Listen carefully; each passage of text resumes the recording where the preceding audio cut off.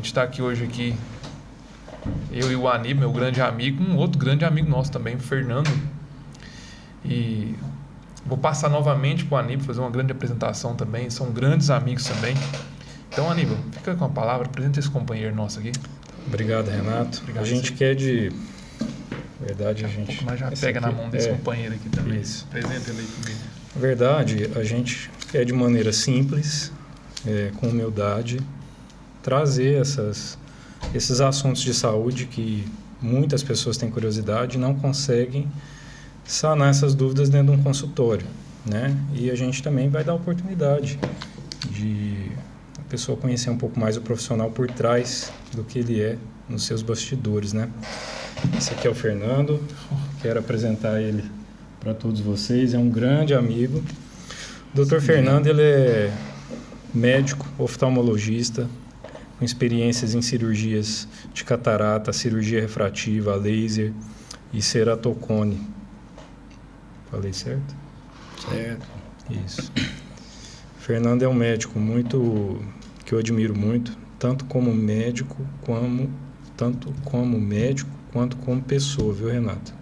Uma pessoa admirável, de qualidade, é um amigo que eu faço questão de ter todo o cuidado para mantermos essa amizade aí por um bom tempo. Nossa, né? Uma benção, né, cara? Para sempre, na verdade.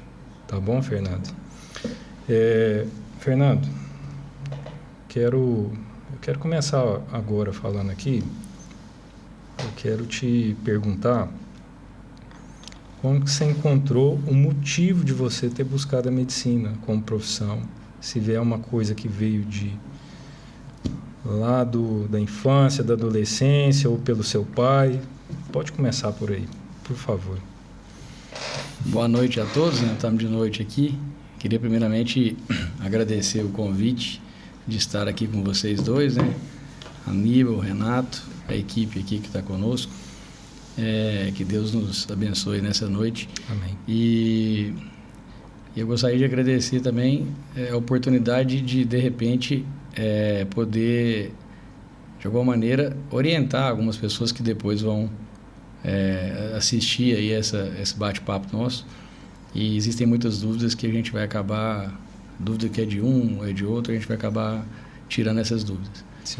Bom, realmente, esses dias me fizeram essa pergunta, a gente está fazendo um trabalho lá na clínica, que depois eu vou compartilhar, e me fizeram essa pergunta também, né? Eu tenho para mim que deve ter uma influência muito grande do meu pai, né? Porque meus pais se separaram, eu era muito novo, tinha 4 anos, né? E naquela ocasião eu fui morar com ele, e eu e ele só, e aí eu acompanhava ele desde essa idade. Meu pai é pediatra, então íamos ao Santa Cecília, até então Santa Cecília era o maior hospital da cidade lá, né? Então ia de madrugada atender cliente, e aí fazia tarefa, estudava no João Pinheiro, fazia tarefa com a secretária no Santa Cecília, dali já era perto do João Pinheiro. Então penso que num berço do pai médico, com essas influências, eu jamais, em nenhuma situação, eu tive um pensamento de fazer qualquer outra coisa. Mas meu pai, eu pontuo muito bem isso aqui, sabendo da dificuldade da profissão, e a gente vê uma dificuldade maior hoje, concorrências desleais, assim, anteriormente falando, o papai está com 55 anos de formado.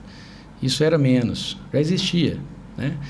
Então, ele sabendo dos tempos difíceis da medicina, de má remuneração, se doar para o próximo, né? No caso dele, pediatra e tal. E então ele nunca, Fernando, você vai fazer medicina.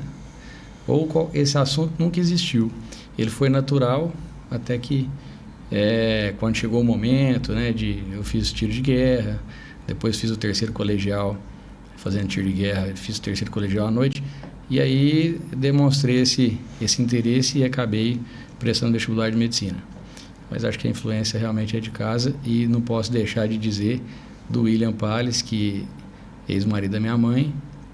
Quando eu ia na minha mãe, os pais separados, o William também, um otorrino, na ocasião, muitas cirurgias, muito trabalho, então também devo ter tido isso de lá e de cá, né? Uhum. Uma bênção, né? Uma bênção. Uma bênção mesmo. Graças a Deus tem um grande profissional aí, né? E que escolheu a profissão que ajuda muitas pessoas a enxergar, a ver o mundo de uma maneira mais colorida. E posso começar fazendo a primeira pergunta para ele? Pode ir, fica à vontade. Né? A primeira pergunta que eu quero te fazer é o seguinte, a questão do colírio. O colírio, eu não sei qual colírio que você usa ali, né, para fazer aqueles exames, até 40 anos, né, que você usa, como é que é essa... Você fala de necessidade de fazer dilatação, né? Eu queria que você desse uma recomendação para aquelas pessoas que fizeram, que vão fazer, após usar o colírio, para ela seguir a vida dela tranquilamente, não ter nenhum acidente, passar bem depois daquilo, porque fica assim um tempinho com a pupila bem dilatada, você fica vendo às vezes duas coisas, né? Que dica que você poderia dar para essas pessoas? Eu acho que a gente aqui emprega as pessoas, né? Aníbal, eu, você. Então, quando um colaborador vai ao oftalmo, né, fazer uma avaliação, tem até cliente que trabalha com você lá, que é cliente minha. A gente tem que se preparar para pelo menos 4 horas depois daquela instilação do colírio, fica ruim. Na verdade, a dilatação pupilar é um efeito adverso daquela medicação, que normalmente chama tropicamida. O objetivo daquele colírio é paralisar a ação de um músculo que tem dentro do olho.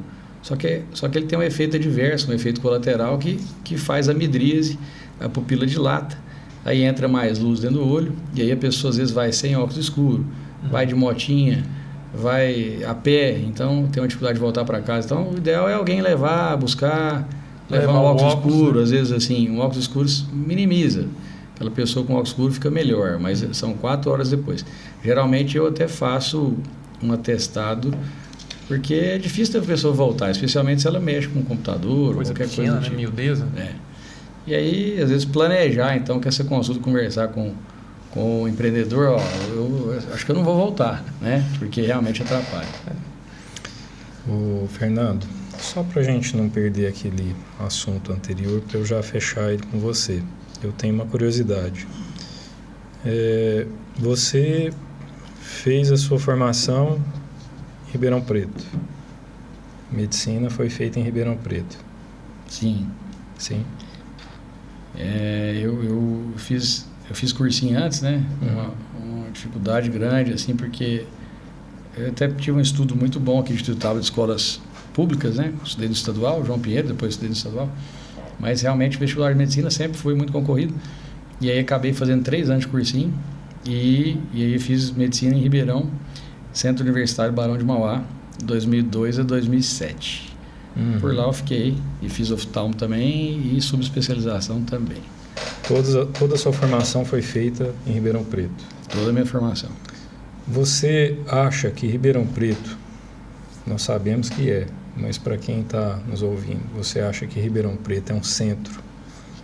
O que você pode falar como um centro médico e principalmente no centro da oftalmologia lá? Ribeirão Preto, no meu tempo, e assim, talvez uma década antes, já se portava como referência, uma das referências em oftalmologia. Mas num passado mais distante, não. Belo Horizonte era uma referência do Brasil, Instituto Hilton Rocha, Instituto Penedo Burnier de Campinas sempre foi uma referência, e São Paulo, claro, tudo, né? Mas Ribeirão, sempre classicamente Ribeirão, o curso GO foi muito forte, neurologia, mas a medicina de Ribeirão, ela não só evoluiu, como todos nós evoluímos, né? Mas Ribeirão hoje é uma referência de todas as áreas. E a oftalmologia de Ribeirão especificamente, ela traz aí, tem grandes estudiosos aí, meu chefe de formação, Roberto Pinto Coelho, é uma pessoa expoente no Brasil de cirurgião de casos complexos. Então, o que eu posso dizer é que eu tive uma formação, tanto da formação básica, quanto da formação de oftalmologia, e até a oportunidade que eu tive de, quando eu retornei a Ituiutaba, eu já havia operado quase 2.000 cataratas. Então, Ribeirão me deu uma oportunidade muito grande enquanto escola e de escola de vida, né? que eu comecei em Ituiutaba com uma experiência considerável. Então você já não veio para cá cru, você veio já com a bagagem. É porque assim, normalmente as faculdades, normalmente as oportunidades, elas são assim, o residente termina uma especialidade de oftalmologia com uma bagagem de mais ou menos 150 olhos de cirurgia, e eu cheguei até aqui, eu tinha praticamente 2.000. Então, me ajudou muito a iniciar a minha vida aqui, né? Aproveitando isso aí, Fernando, Renato, eu já te deixo, tá? Perguntar. Pode ficar à vontade. Por que você foi para oftalmologia? O que te moveu para isso? E não para outra especialidade? Essa também é uma daquelas perguntas que coincidentemente, há uma semana a gente tem pensado para responder. O que acontece? Teve algum problema de visão também ou não? Normalmente tem, né? Um probleminha, né? Não, eu até fui operado de laser, né? Fui operado em 2010, 2011, eu acho, 10, 11. Mas assim, eu sempre fui o Fernando, né? Não o Fernando médico, sempre foi detalhista demais, assim, detalhe. Então eu acho que a diferença está nos detalhes.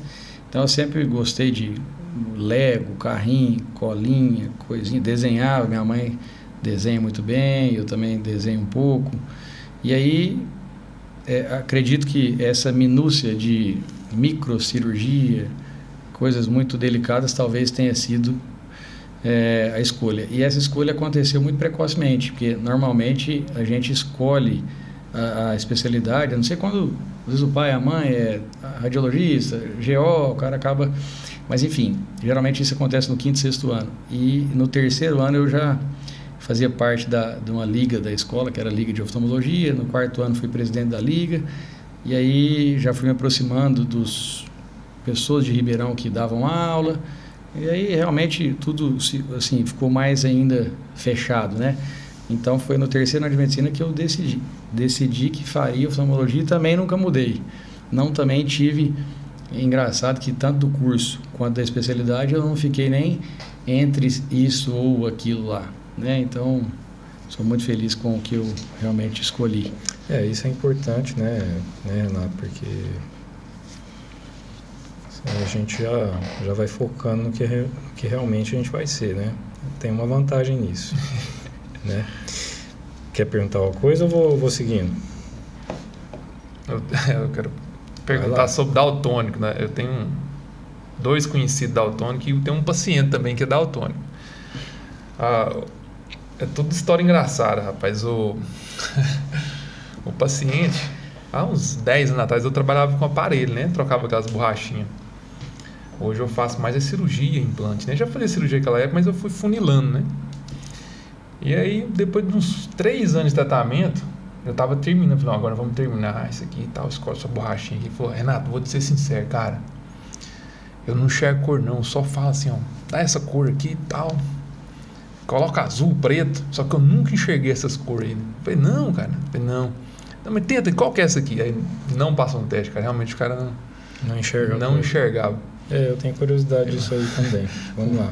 E o outro é um outro amigo do meu irmão, amigo nosso também, desde jovem, de criança, né, adolescente, mais amigo do meu irmão coreta ele, até manda parar e fala, ô, fulano de tal, pega lá o cabo lá de tal cor, e ele tenta adivinhar, cara, ele tenta sério adivinhar, né? Ele é sério. Aí ele vai lá, e meu irmão pega na zoeira, isso aí, você acertou, ele fala assim, pega a garrafinha azul aí, ele tenta acertar, né, igual aquele surdo que tenta adivinhar o que você tá falando, ele vai lá e pega a azul, né? Aqui, então, é isso aí, essa aí mesmo que eu queria. Mas deixa passar, né? Deixa passar, ele disfarça. E aí a pergunta é o seguinte, né? O que acontece que a pessoa enxerga uma ou sei lá, ou uma tonalidade de cor? A gente quer saber, né? Por que isso acontece? É engraçado você estar com uma pessoa daltônica, é bem Sim. engraçado. E emendando, tem algumas pessoas que não sabem que são daltônicas. Mas enfim, você vai... Tem muitas pessoas que não sabem. Não sabe? Na verdade, o daltonismo, ele é uma doença genética que não tem penetração na mulher, né? Então não tem mulher daltônica. Os 3 são homens mesmo. O daltonismo, a pessoa tem uma dificuldade, especialmente quando as cores verde, vermelho e amarelo estão próximas, né? Então, e muitas pessoas descobrem isso lá no exame do Detran. No exame tem um teste que é clássico no mundo, né? Chama teste de Ishihara. O japonês desenvolveu umas placas, né? Umas placas que tem números, e esses números começam com cores que ele é capaz de entender o número, porque não tem essa confusão do verde, vermelho e laranja, amarelo. E aí depois inicia umas bolinhas de várias cores assim. E aí ele realmente não consegue ler os números, né? E aí, quando o teste de Ishihara é anormal, ou seja, essa pessoa tem uma dificuldade daltônico, né? E aí faz um teste das lanternas, porque ele pode passar um sinal vermelho. Ou, né, o verde ele pode ver como amarelo, ele pode confundir, ter um acidente, provocar um acidente. Então, o teste das lanternas aí é bem definido, vermelho, vermelho, amarelo, amarelo, e aquilo repete algumas vezes e ele não pode errar, porque isso tem uma penetração diferente.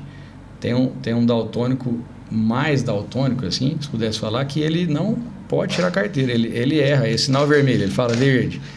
Então, e existem outras deficiências, Renato, talvez que você deu o exemplo da garrafinha azul, que não é daltonismo. O daltonismo está ligado à cor verde, vermelho e amarela. Mas existem deficiências nas células chamadas cones, que elas são presentes na área central da visão, e os fotorreceptores de cores, né? Então, e aí eu posso ter deficiência de outras cores, que aí não é daltonismo. O sujeito tem uma distrofia de cones. Bastonetes estão na área periférica da retina. Quando você apaga a luz do quarto, fica tudo escuro, mas daí uns 1 minuto, 2, 3, você começa a ver o quarto, né? Você começa a ver a cama ali, você vê preto e branco. Os bastonetes estão na periferia da retina, porque a pupila dilata. Então, tem a população que só vê preto e branco, é os bastonetes, mas em ambiente de pouca luz. Agora, de dia, nós estamos aqui, luz ligada, a gente vai ter definição de cores, porque na área central da visão não tem bastonetes. Existem os cones das todas as cores, né? Especialmente as cores primárias que formam todas as outras. Então, talvez um desses exemplos tenha uma distrofia de cones, tá?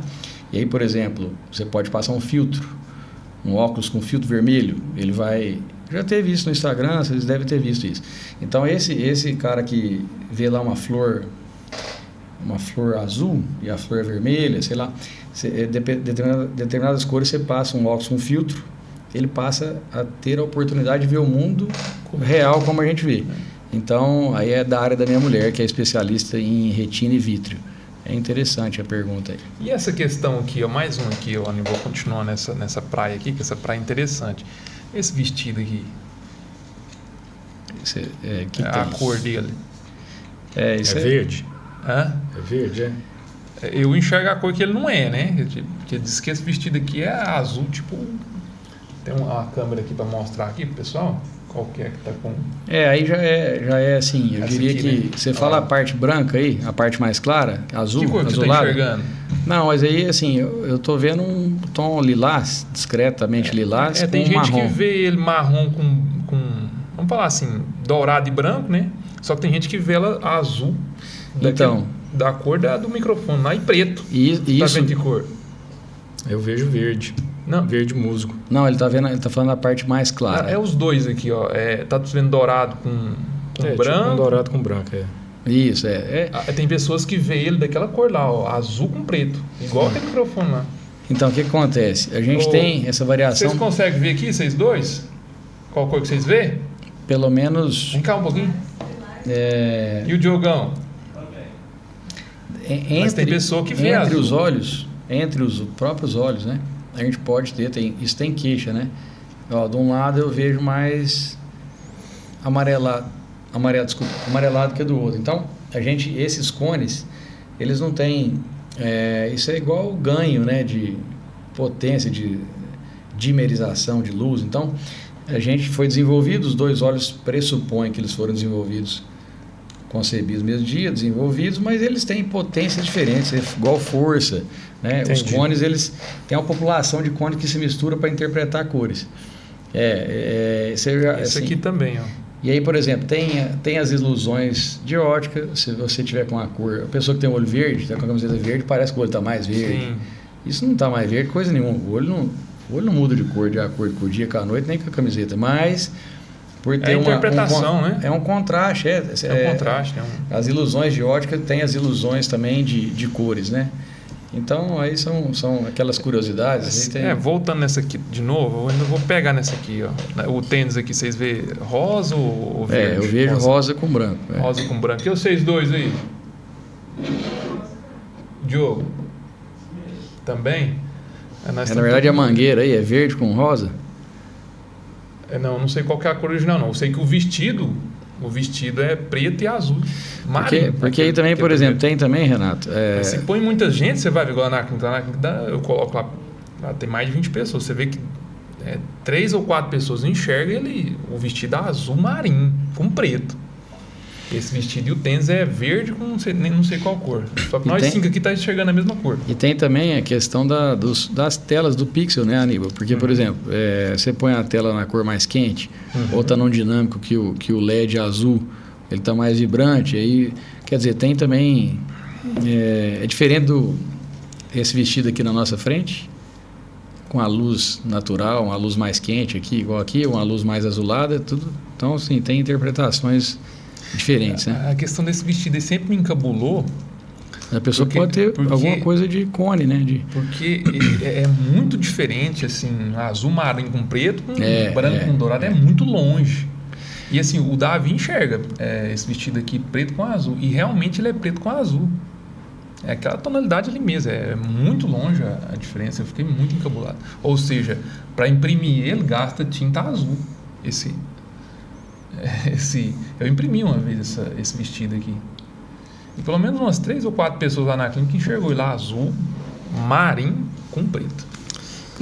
Essas curiosidades. Assim, tem algumas coisas que a gente tem que estudar a fundo, mas penso que tem correlação com a total correlação com a população de cones e a gente, esse é até um motivo para a gente dizer, né? Ainda que a gente não seja doente com a distrofia retiniana ou com o daltonismo, a gente é diferente, né? Assim, então, isso vale para... Eu falo para as pessoas que a gente opera, e quando você opera os 2 olhos, a pessoa compara tudo, né?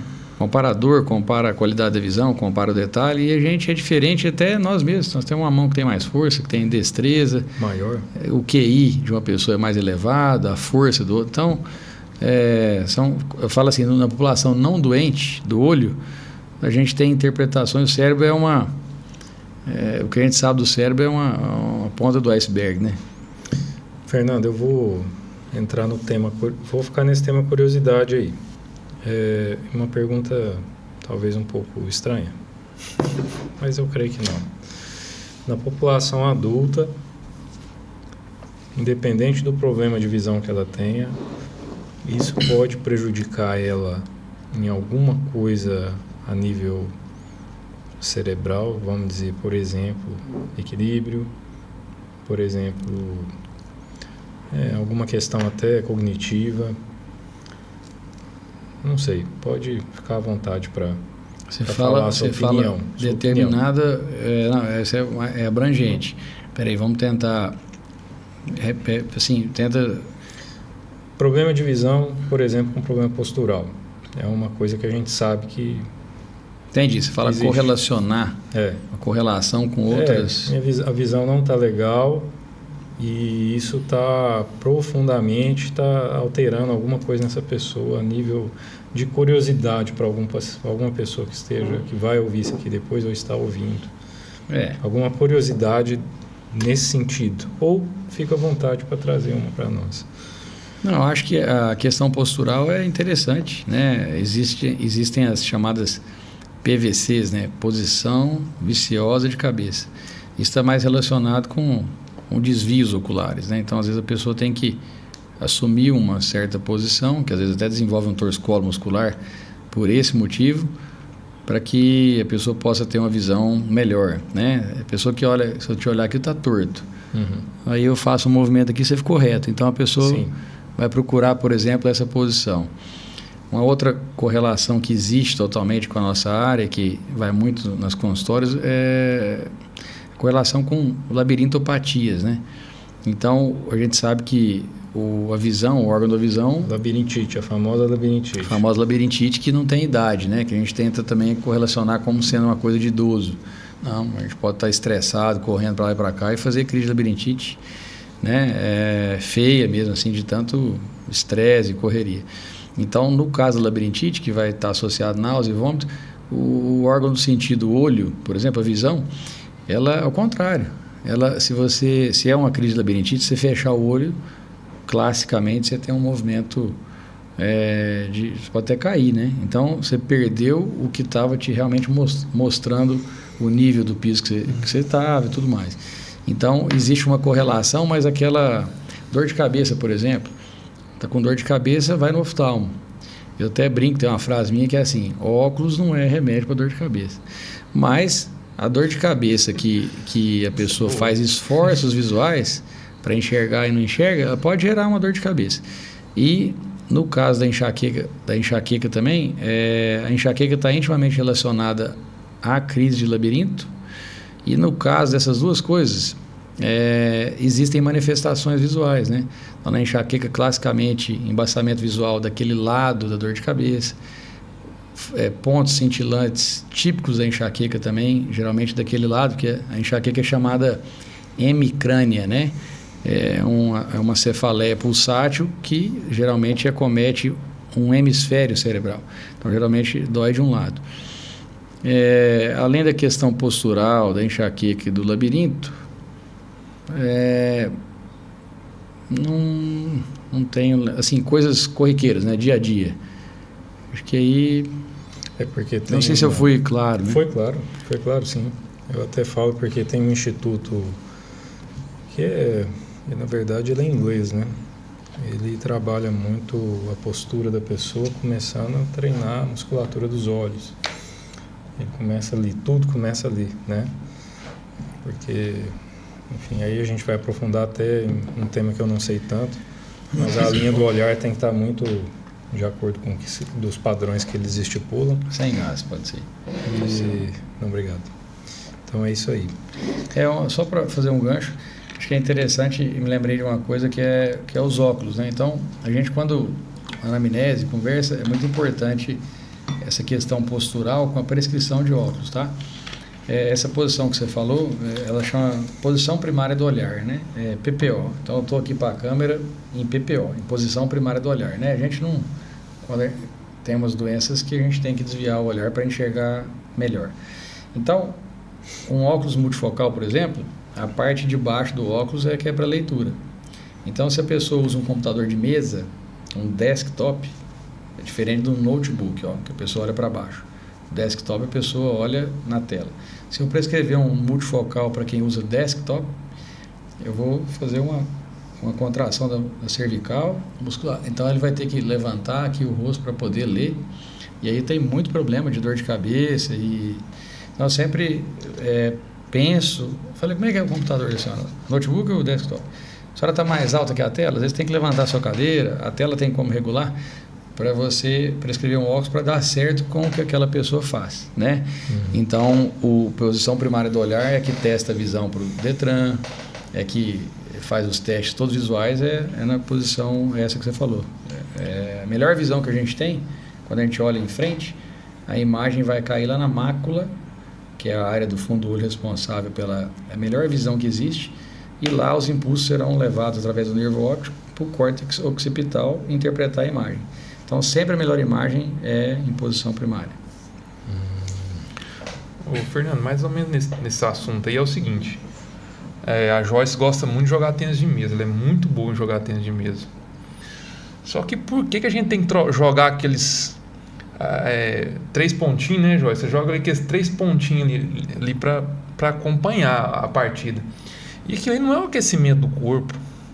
Aquilo aí normalmente é o aquecimento da visão, né? E eu queria saber se a musculatura, o que acontece aí que tem... Você pode pegar um campeão mundial, se ele tiver free e pegar um amador ali, ele tá tão free, a visão dele é tão fria, que às vezes o amador pode dar um susto nele, por ele estar free. Igual a gente não... Quando você vai jogar, você sempre aquece a pessoa. E é claro que o aquecimento que você tem não é físico, não é do corpo em si, é da visão. Sua visão que está fria ali, você não vê a bolinha, parece que ela está lenta. O que acontece nisso aí? Isso é real mesmo? É isso mesmo que acontece? Aquece a musculatura? O que você pode falar para a gente? Não existe. Do olho, apesar de ter esse raciocínio lógico aí, né? Eu nunca tinha pensado, vou te responder com o conhecimento que eu tenho, mas o Aníbal, ele pode complementar isso aí. Existe quando a gente estuda fisiologia, né? Fisiologia humana, né? Está lá no 3º ano de medicina, existe uma coisa muito importante que é a propriocepção.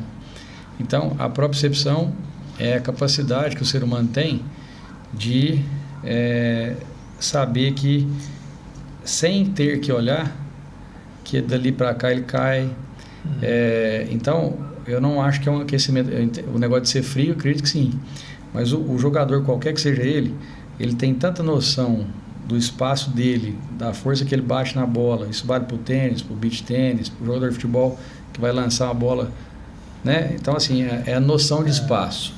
Então, esse aquecimento, para mim, ele está muito mais... Ele entra dentro do... Você passa o carro ali na ponte, você acertou o lugar que ele passa, não vai bater o retrovisor de lá. Tudo isso é propriocepção aí já é com o carro, né?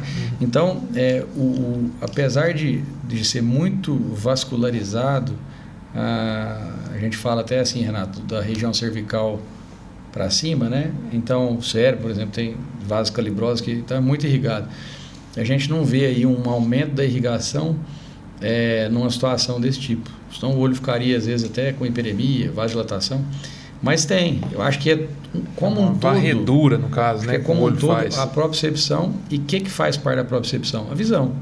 Então, a visão, sem eu ter que olhar aqui em você, eu tenho uma... Né? Aí tem o campo de visão fazendo parte e ajudando a propriocepção.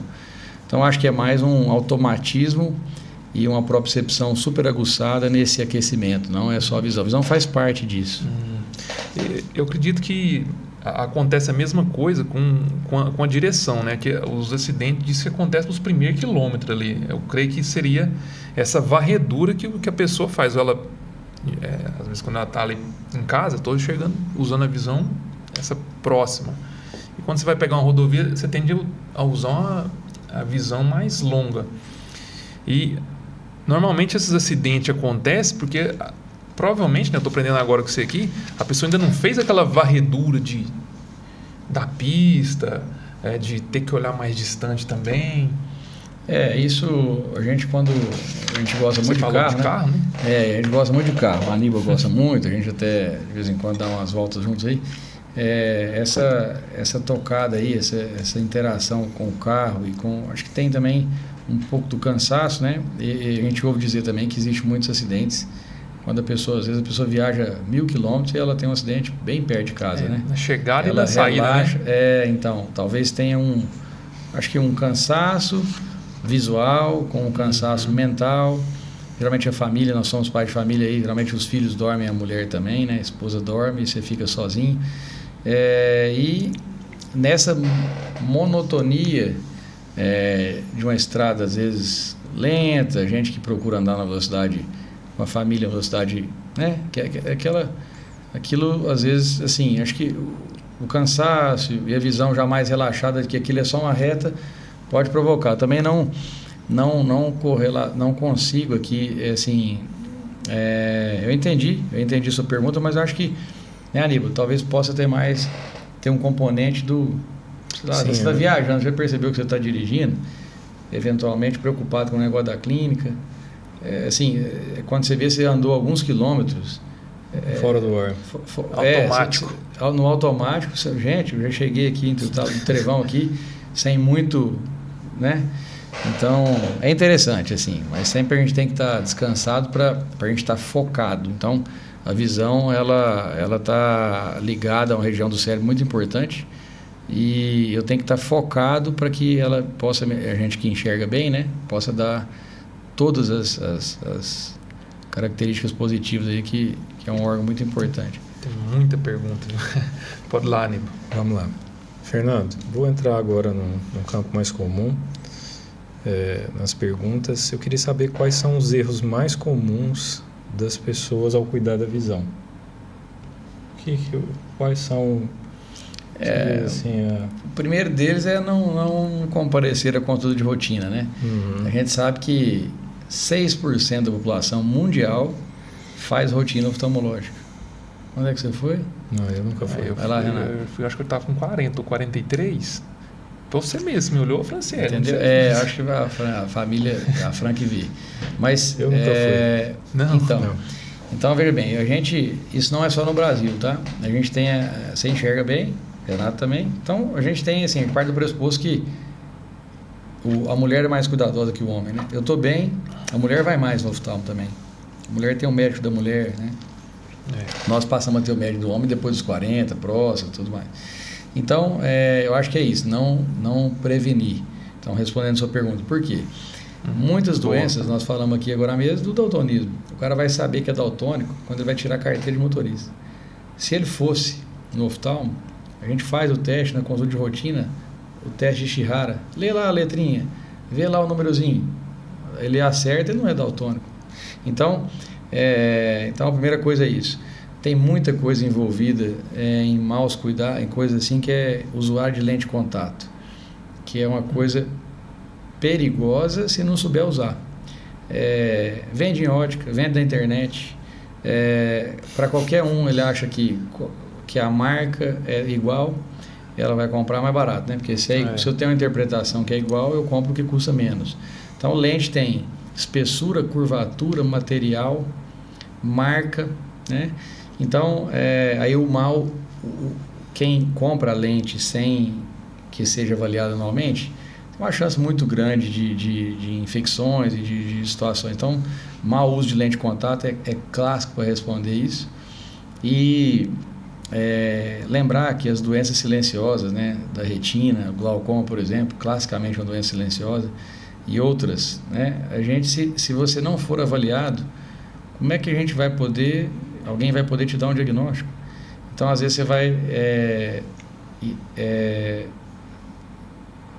trombar com o diagnóstico uma coisa já bem mais evoluída, né? Sim. Então, acho que a prevenção, assim, a gente tem que ter consciência da prevenção. É isso, acho que é isso. Se a gente faz as consultas oftalmológicas de rotina, pressupõe que um bom profissional tenha visto que aquele olho é um olho saudável, ou identificar alguma coisa e solicitar alguns exames complementares, né, para identificar alguma outra anormalidade. A consulta é anual, né? Assim, idealmente falando, bem, sim. Né? O cara tá rígido. Por exemplo, saúde bucal, né? A gente até fala isso aí, conto isso com muita... Nunca tive cárie, não tive mesmo. Tem nada a ver, né? Então, assim, e a gente aí fala assim, então não vou, né? Não estou sentindo nenhuma dor de dente. Você vai lá, tártaro, as coisas que pode predispor uma gengivite, até uma destruição aí do esmalte, enfim. Então, não é da minha área, mas eu falo assim, então a gente tem que, idealmente, 1 ano, mas a gente sabe que isso não acontece, situação econômica, financeiramente falando. Acho que 1 ano e meio é o que a gente costuma falar, eu especificamente. 1 ano e meio, fazer uma avaliação a cada 1 ano e meio, desde que nasce, tá? Fernando, 3 coisas que a pessoa vai bater um alerta, ligar um alarme para ela procurar uma consulta com vocês. Isso é bom, hein? Os alertas. Assim, acho que olho vermelho, tá? Olho vermelho, parêntese. Olho vermelho pode ser desde uma conjuntivite, que é uma coisa de pouca importância, né? Mas pode não ser, tem conjuntivites. Pode ser, por exemplo, uma crise de glaucoma agudo, que é uma emergência oftalmológica que a pessoa pode perder a visão irreversivelmente. E aí tem desses dois assim, chamados, tem inúmeras doenças que provocam o olho vermelho. Então, o olho vermelho é até um capítulo do livro que você compra, básico de oftalmologia. Então, olho vermelho, avaliação oftalmológica, né, para saber o que é. A segunda coisa, pontos pretos no campo de visão. Então, nós estamos aqui conversando, hoje de manhã, depois jogando bola, de repente eu vi um pontinho, parece uma mosca volante, a gente fala, né? Um mosquitinho, 2, 3, 5, começou, esse não é mosca volante, porque mosca volante é uma coisa comum da gente ver, às vezes você tenha visto, eu também, quando eu olho, a gente tem um gel dentro do olho chamado vítreo, né? E esse gel vai ficando liquefeito com o passar da idade e ele se move com a movimentação ocular. Então é normal eu vejo uns desenhinhos. Eu estou dizendo que de uma hora para outra eu comecei a ver mosca volante. Essas moscas volantes podem ser um sinal inicial de um descolamento de retina. Tá? Posso ter tracionado a retina, fiz um sangramento, aí fez uma poeira vítrea, comecei a ver a mosca volante e aquilo vai lá no oftalmologista, nossa, ainda bem que você veio que nós vamos ter que fazer um laser preventivo aqui, porque aqui abriu uma rotura que daqui poderia evoluir com descolamento de retina. Tá?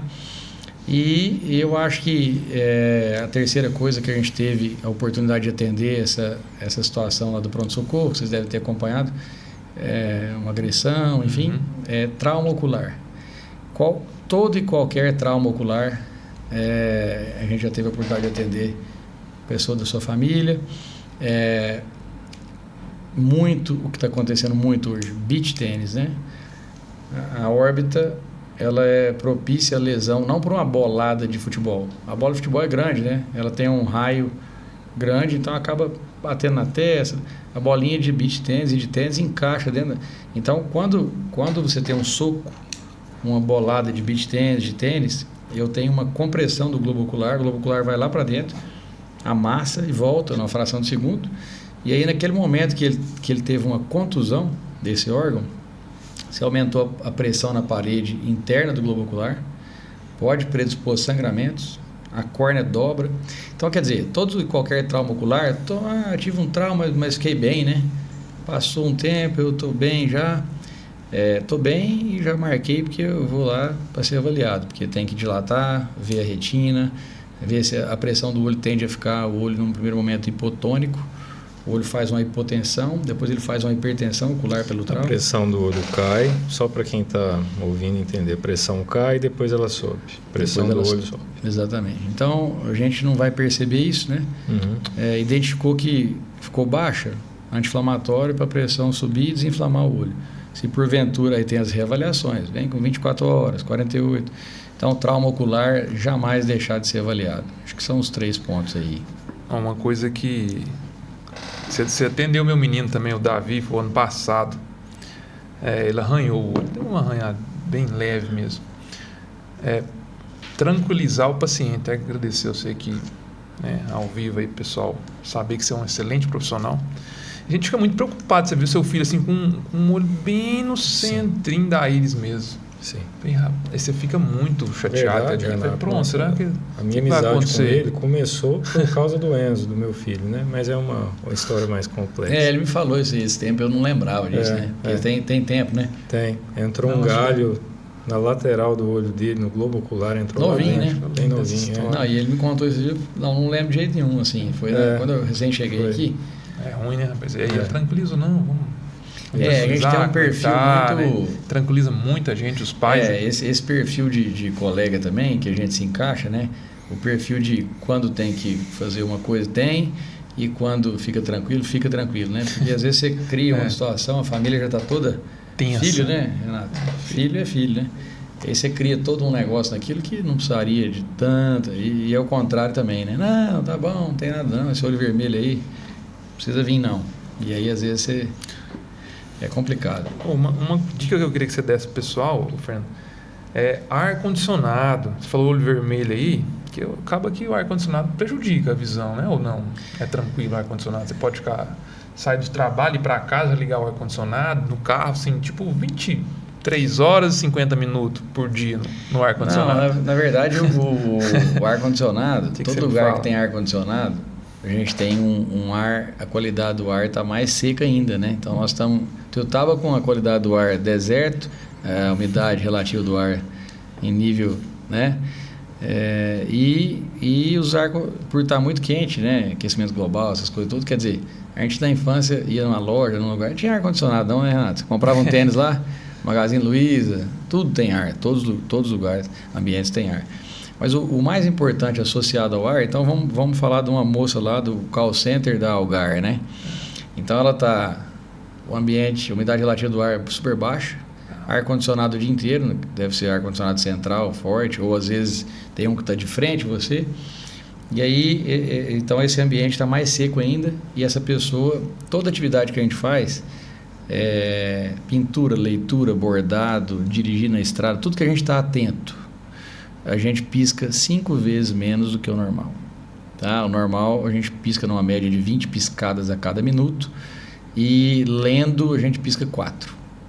Então eu pisco e demoro a piscar de novo. E aí a lágrima, que é 90% da lágrima é água, ela evapora. Então eu tenho um olho seco evaporativo. Com o fator do ar condicionado piora, com o fator do ambiente que a gente mora pior ainda. Então isso aí é ardência, coceira, lacrimejamento, vermelhidão, desconforto ocular, sintomas todos do olho seco. A gente prescreve um lubrificante. Olho seco, Fernando, a longo prazo pode antecipar um problema de visão?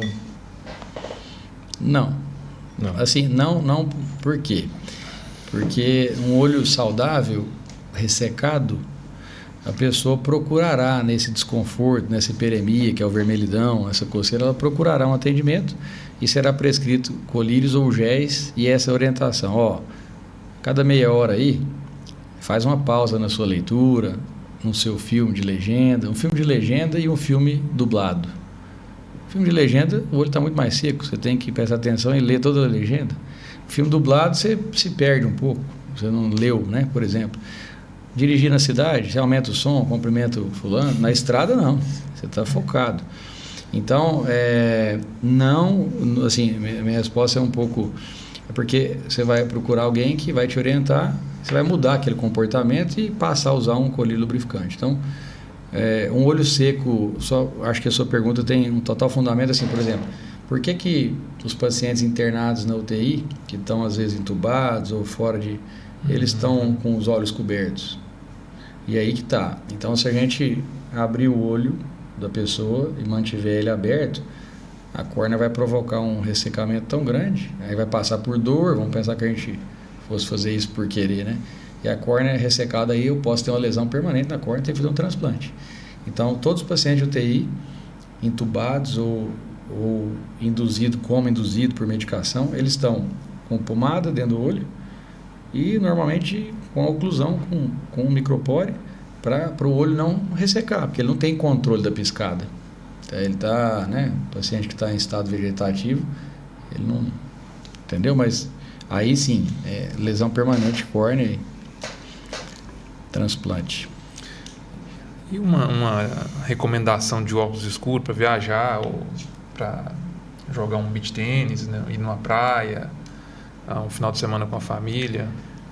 Isso é muito importante. Tem uma marca ou tem um jeito de escolher o óculos? O óculos com proteção real ultravioleta. Chinesinho pode ser também ou não? Eu vou explicar isso aí.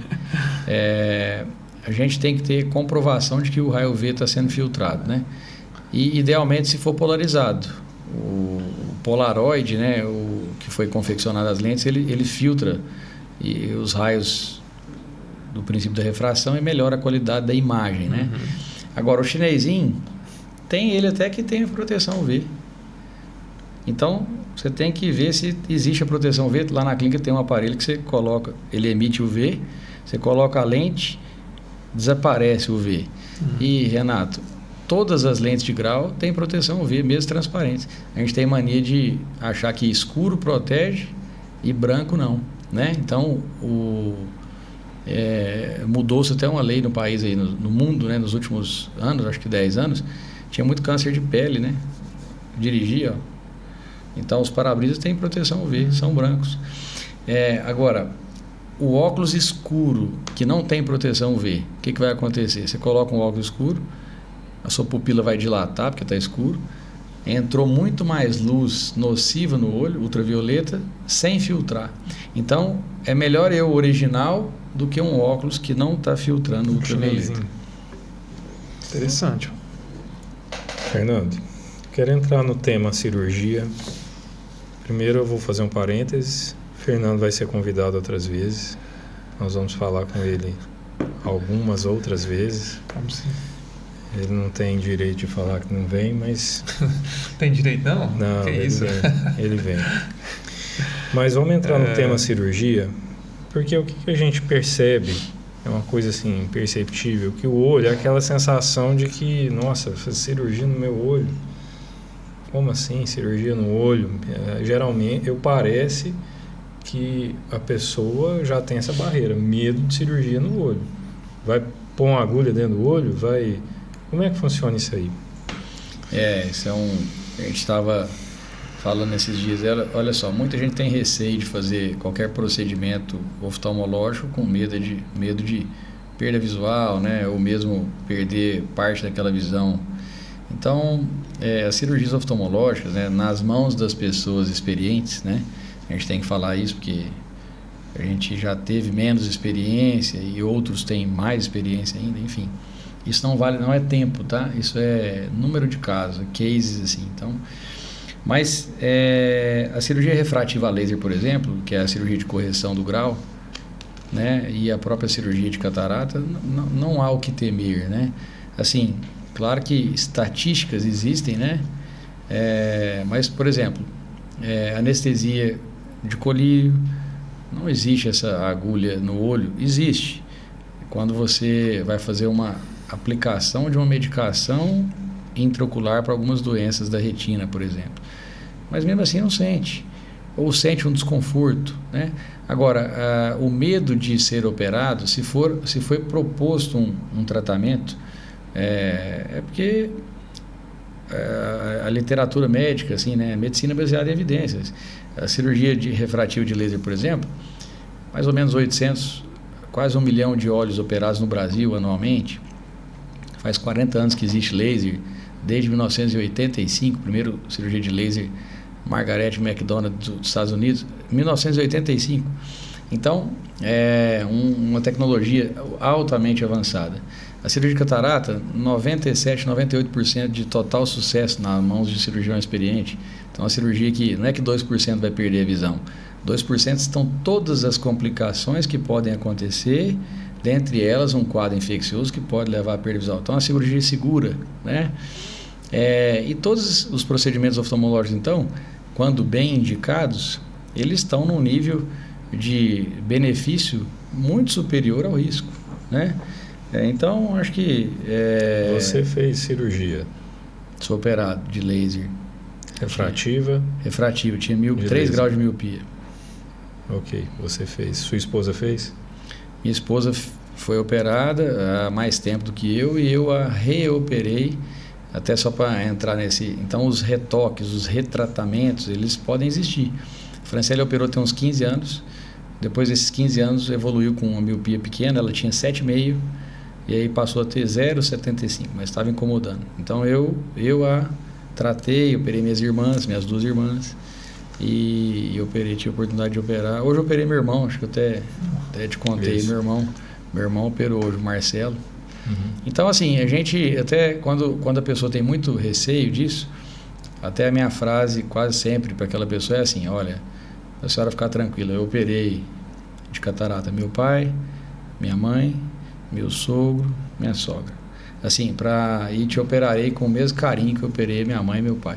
É uma maneira de não falar dos 97% que é seguro. Acho que eu falei de um jeito mais humanizado, né? E do laser, até comento que eu operei minhas irmãs e minha esposa, enfim. Uhum. A recuperação... Pode perguntar, Renato. Continua, pode falar. Pode, continua. Recuperação de uma cirurgia a laser, por exemplo, isso eu não estou perguntando à toa não, tá? Uma das perguntas mais feitas das pessoas que têm medo de cirurgia, viu, Renato? A recuperação, ela é dolorosa, ou é demorada, ou não, ou às vezes? Isso é variável, né? O Renato opera também, a gente tem especialidade cirúrgica, cada caso é um caso, mas via de regra, Aníbal, a cirurgia refrativa com laser, existem algumas técnicas, né, diferentes, enfim. e a técnica você vai indicar baseado naquele grau, naquele perfil, naquela característica da córnea, porque tem exames pré-operatórios, tem gente que não pode operar. Então, via de regra, vamos pensar na cirurgia que pode incomodar muito, chamada PRK, tá? O PRK é um tratamento de laser que é o mais fisiológico que existe, não tem corte, né? Então, você tem uma destruição com laser ou com a espátula do epitélio corneano, e esse epitélio vai se regenerar. Nesses primeiros 2, 3 dias que o epitélio está em regeneração, ele pode gerar, variando de pessoa a pessoa, um desconforto, que pode ser leve até um desconforto que incomoda. Esse desconforto que incomoda, ele está em menos de 10% das pessoas. Então, a gente tem uma experiência aí com o nosso laser de praticamente 1.000 olhos operados, né? Nossa, não é raro, é muito incomum aquele paciente estar ali na sala de espera que sofreu muito com o procedimento que fez ontem, que a gente vê no dia seguinte, né? Então, isso não é uma coisa também para não é motivo de jeito nenhum de se incomodar aí 2, 3 dias, um incômodo leve, né, com colírio passa, melhora, não é uma coisa insuportável, que eu quero dizer. Fernando, você me mostrou uma cirurgia dessas uma vez, eu fiquei impressionado com a tecnologia daquele negócio seu lá. Mas pensando nisso aí, me fala o tempo de cirurgia. Qual que é a média de tempo para se fazer uma cirurgia dessa? Então, a correção do laser, Aníbal, Renato, geralmente o laser corrige 1 grau por segundo, tá? Então, a gente tem, claro, miopia, astigmatismo miópico, astigmatismo hipermetrópico, miopia pura, hipermetropia pura, mas assim, é muito rápido, né? Eu fiz um caso hoje de 5,5 graus de miopia com 2 de astigmatismo. Cirurgia, 8 segundos, assim. Então, o laser, ele dispara feixes de laser de 1 milímetro de diâmetro, é chamado excimer laser, né? E ele vai fazendo um remodelamento da superfície anterior da córnea, de modo que quanto mais grau, mais disparos, mais feixes de laser disparados, né? De uma forma perfeita, porque o laser tem uma engenharia e acompanha, Renato, os micromovimentos do olho. Então, a pessoa acha que vai ficar lá dentro, que ela se mexer, o laser mexe junto. Assim, o laser tem um sistema de eye tracker. GPS, né? Exatamente. Ele acompanha os movimentos que o olho faz. Se a pessoa espirrar, por exemplo, o laser para e recomeça onde ele parou. Então, assim, é extremamente seguro e previsível e muito rápido. E totalmente indolor. O procedimento é completamente indolor. O desconforto que falamos, às vezes nos 2, 3 dias pode acontecer. Período cicatricial de... Isso. Né? Ok. Quer perguntar, Renato? Já vou fazer um combo aqui. Ceratocônia com esfregar o olho. Pode ficar à vontade. Mistura explosiva. Isso é missão impossível. Ó, ceratocone comum, doença prevalente. Vai explicando o que é. Tem gente que não sabe. O ceratocone é quando se tem um tipo de astigmatismo irregular e assimétrico.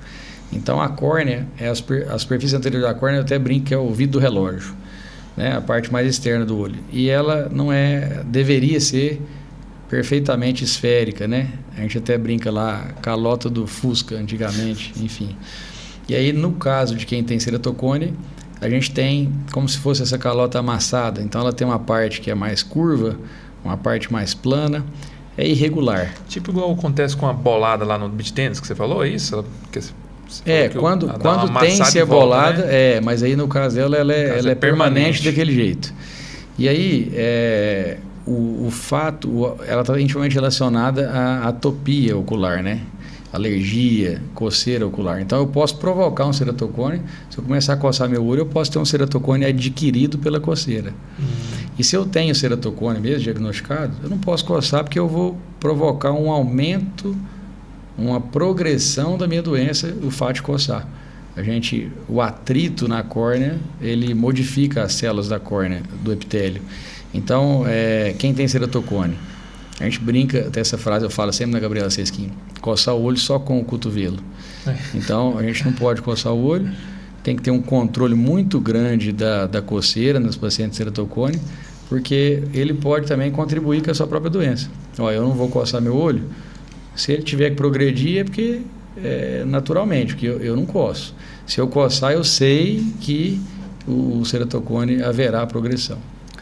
Essa colocação sua fez lembrar a diferença do céu e do inferno, né? Tem uma parábola que fala o seguinte, não é bíblia, mas é uma parábola muito bonita também. Deus levou um homem no inferno e chegou lá, eles tinham aquelas mulheres gigantescas lá e todo mundo passando fome, caos, brigando.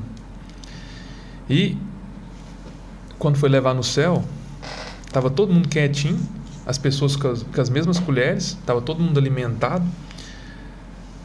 E aí esse homem perguntou, mas qual que é a diferença do céu e do inferno? Né? Aí Deus falou para ela, a diferença é que uns estão servindo os outros. No inferno, o cara com a colher comprida está querendo pegar a colher do caldeirão e não está alcançando. Igual você me falou do cotovelo, não tem como você esfregar o olho com o cotovelo, a não sei que seja do próximo. Né? Aí eu assim, lembrei dessa parábola. E eu falo assim, não pode pegar o cotovelo emprestado, ainda falo assim. Fernando, cirurgias da sua área são altamente tecnológicas hoje. Fala um pouquinho, isso também é uma pergunta comum, de custo cirúrgico para quem quer corrigir a visão, ou se quiser falar também sobre alguma questão necessária como a catarata.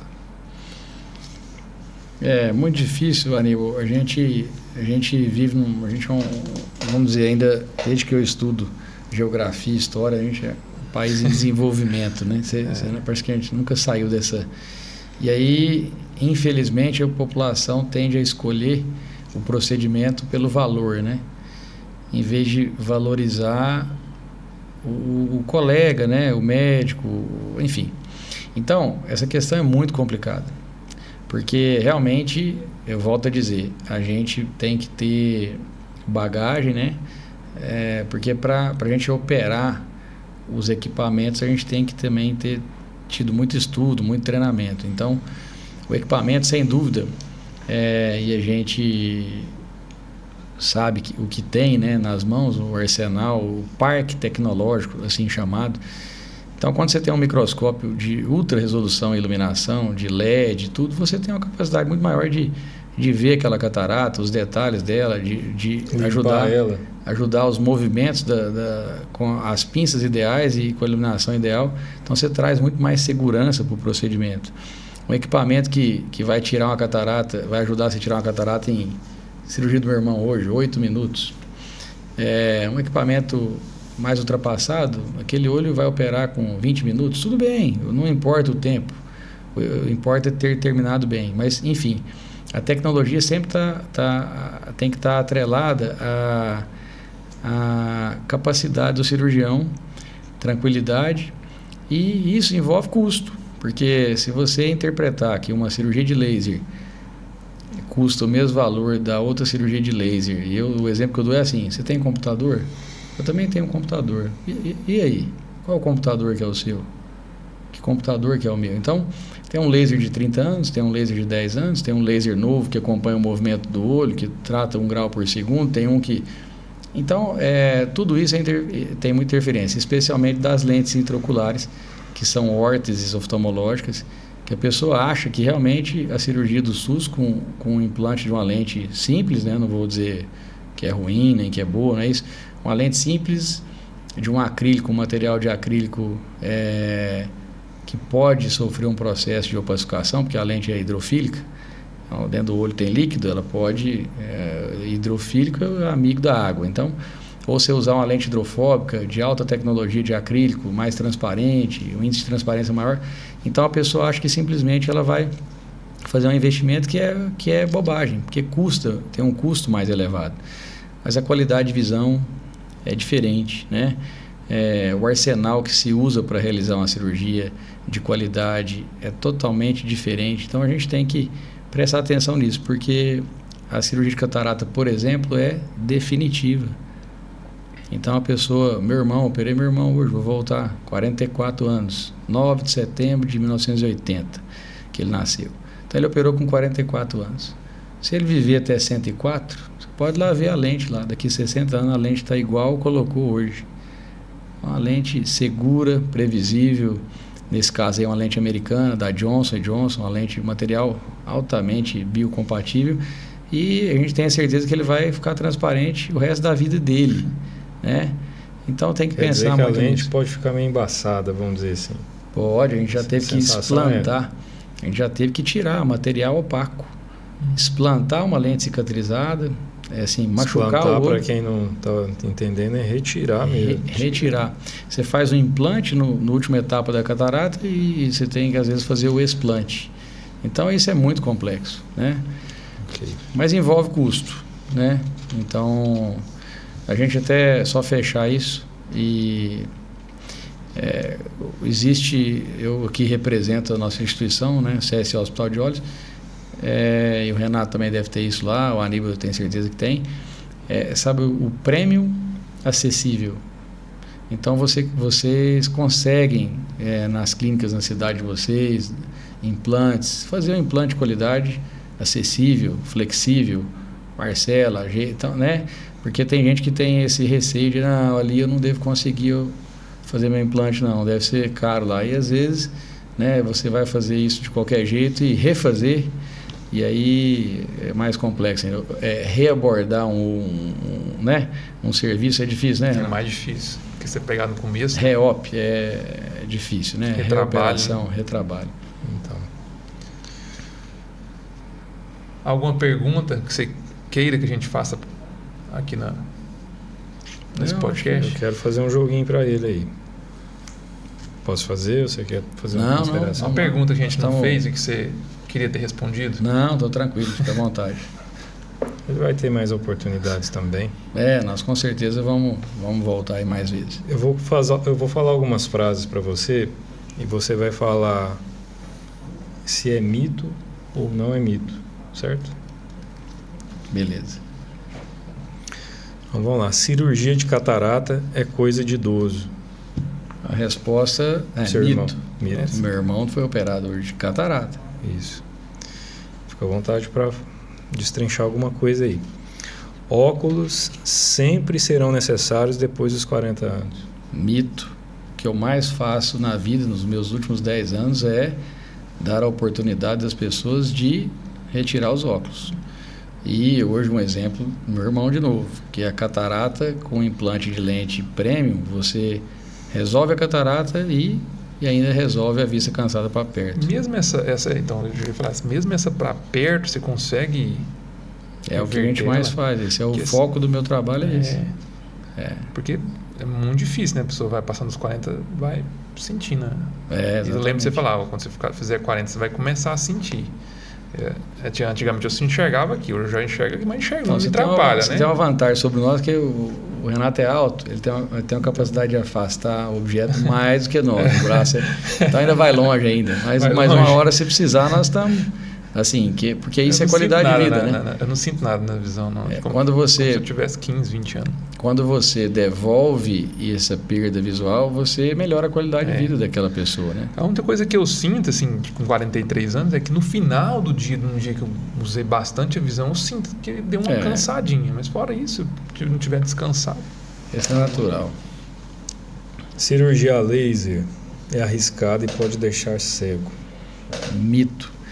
Todo e qualquer procedimento, aí volto a dizer, desde que bem indicado, né, isso não é possível, né? Até mas isso é mito. Até é o seguinte, eu vou só complementar. Fiz um tratamento, prescrevemos colírios, avaliamos, reavaliamos, o paciente não usou nenhum colírio.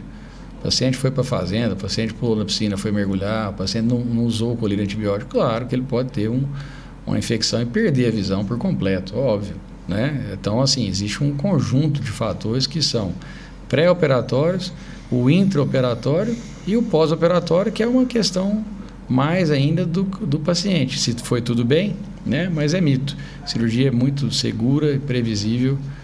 O exemplo sou eu que sou operado de laser, por exemplo, né? Lentes de contato são mais seguras do que cirurgia. Isso é completamente um mito mesmo.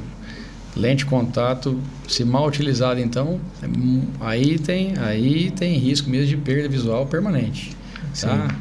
E vou fazer só um adendo. Existe uma bactéria chamada acanthameba. Tá? A acanthameba é uma bactéria que mora, ela total relacionamento correlacionada com quem usa lente de contato e banho e piscina, lente de contato. Lente de contato e Caldas Novas. A bactéria não morre, tá? Assim, tem um caso, uma médica perdeu a visão dos dois olhos.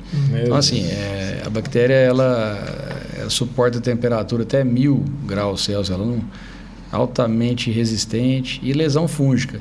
Então, lente de contato nunca soro fisiológico, tá? Solução multipropósito, que é bactericida, que hidrata, que limpa. Nunca dormir de lente, trocar as lentes regularmente, uma vez por mês trocar o estojo, né? Da lente. Então, lente de contato é um capítulo à parte. Pode vir um dia aqui falar só de lente de contato. Então pronto, já. Parece que eu já... Muito mais risco do que uma cirurgia de laser. Renato, alguma consideração? A pergunta minha final vai ser o seguinte, Fernando. Depois que você foi embora dessa terra, como que você quer que as pessoas te lembrem? Pode ser pessoal, pode ser profissional. Como você quer ser lembrado? Nossa, doutor Fernando, ou o Fernando, meu amigo. Uma pergunta abrangente, hein, Renato? Interessante essa pergunta. Bom, a gente que é temente a Deus aí, né? Pai de família, trabalhador, empresário, enfim. A primeira coisa que eu agradeço a ele, assim, é a oportunidade de estar vivo e de ter aprendido com meu pai como ser um homem bom, honesto, justo, né? E que só pratica o bem. Eu sou altamente caridoso e eu uso a minha profissão diariamente para proporcionar a melhora de vida das pessoas. Então, eu tenho para mim que a gente está lá no céu, né? No reino, com certeza a gente estará lá, nós três, né? Com certeza a gente estará lá. E eu penso que não há nada que com toda a humildade que eu tenho, que possa ficar aqui sobre a minha pessoa, que sempre foi essa pessoa verdadeiramente amigo. Meu amigo, considero você da mesma maneira, amizade eterna por vocês. Assim, eu sou extremamente transparente. Então, eu acho que as pessoas lembrarão do que eu sou mesmo, assim, ético, correto, um bom pai, temente a Deus e com toda a dedicação que eu tenho, um profissional que eu diria de excelência, assim, né? Claro que a gente, com todo respeito a toda a classe médica, especialmente os da minha área. É isso. Isso foi boa, hein? Muito boa. Pessoal, nós temos muitos e muitos assuntos aqui para tratar com ele, com o Dr. Fernando. Provavelmente, né, Renato, nós vamos conversar com ele de novo. Com certeza, né? E a cada dia eu acho que a gente vai tentar melhorar um pouco, eu e você aqui. Demais. Né, nas perguntas. Mas eu quero agradecer a Deus. Quero pedir que Deus abençoe a sua vida, a vida de vocês que estão assistindo até agora. E se por um acaso você assistir depois, que Deus abençoe sua vida. E nós agradecemos a Deus e dedicamos a Ele esse momento aqui, que provavelmente ajudou alguém. Isso. Obrigado, Fernando. Bom, obrigado por ter aceitado o convite. Obrigado também, Aníbal, né? Você está sempre junto aí. Renato. E logo a gente vai estar voltando aí, falando de lentes de contato. Não é dental não, né? Lente de contato oftalmológico. Não, eu já tenho uma série de perguntas aqui que eu já deixei. Vamos pegar na mão nós três aqui, fazer uma pegada aqui. Isso. Obrigado pelo convite, boa noite, bom descanso a todos. Um abraço. Obrigado, gente. Fica com Deus todo mundo. Um abraço.